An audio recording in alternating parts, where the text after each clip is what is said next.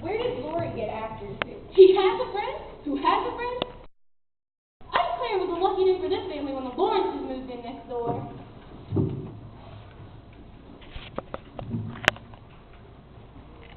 Joe, you really should put more Hellenium effort in this. You needn't be rude. If I did make a mistake, it's just a lack of opinion, as Mr. David says at school. I just wish I had some of the money Lori spent on. I really need it. Amy, what would you use it for? I'm dreadfully in debt. In debt? Whatever for? Yes, I owe at least a dozen pickled limes. Oh, is that all? Yeah, it's a debt of honor. I shall pay them back before the month is over, when the new term begins. Although I need some money, for Marmee forbade me charging anything at the store. It's quite dreadful. Are pickled limes all the fashion now? Oh yes, everybody eats them, and at recess, they trade them all for pencils and beaded rings. If one girl likes another, she gives her a pickled lime. And if she's mad at her, she eats one right before her, without even offering her a bite. They treat by turns. I've had ever so many, but I haven't returned them. How much would it be to take this debt off? Would a quarter do? And leave some over for a treat for you? Are you sure you can spare it? Oh, because it's for a debt of honor. Thank you ever so much. I wish it were as easy to get Marmee new slippers. These are quite worn. I'll use my dollar and buy them. No, I shall. No, I shall. I'm the Wait! oldest. I'm the man of the family now that father is away, so I shall do it. For he told me to take special care of Marmee when he was gone. I'll tell you what. Let's each get something for Marmee and nothing for ourselves. Great idea, Bessie, but what should we get her? I will buy her a new pair of gloves. Army shoes, best to be had. Handkerchief. All hands. I'll get her a small bottle of cologne. It won't cost much. That way I'll have money for my new drawing pencils. Amy, What? She likes cologne. well anyway, we must do our shopping tomorrow, Meg, for there's still so much to do for our picnic play. Oh, who could that be? I'll soon be finding out. We must go shopping tomorrow, Meg. Don't forget. I'll be taking that. This for you.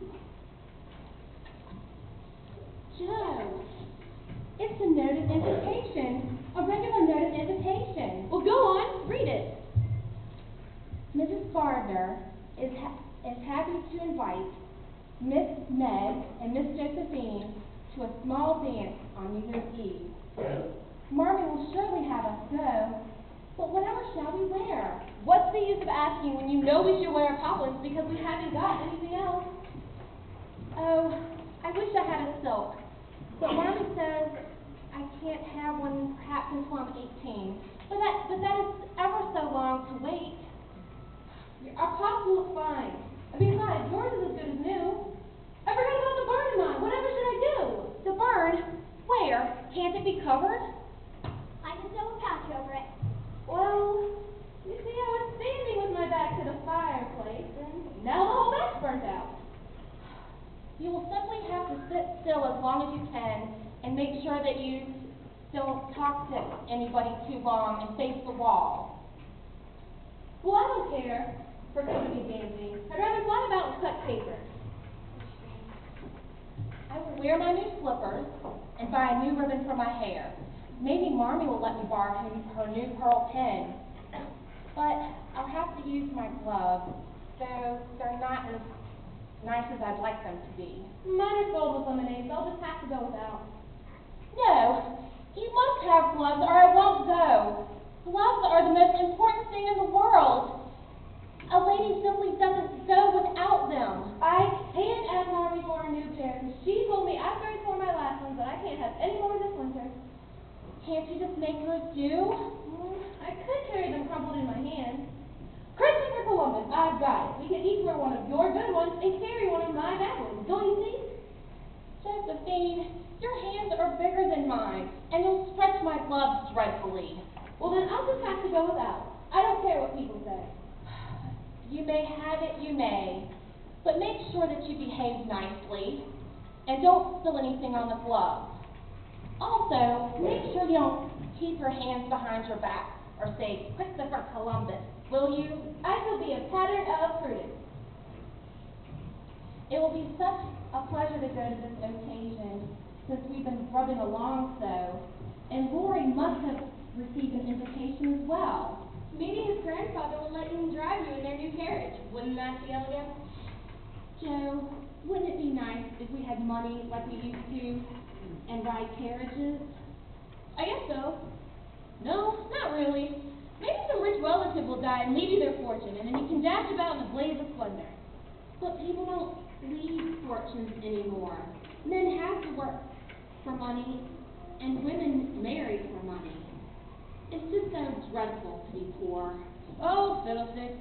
You're just putting on grown-up airs by repeating what you heard Sally Moffat prattling on about. You said it yourself. We had more fun than the Moffats for all their money.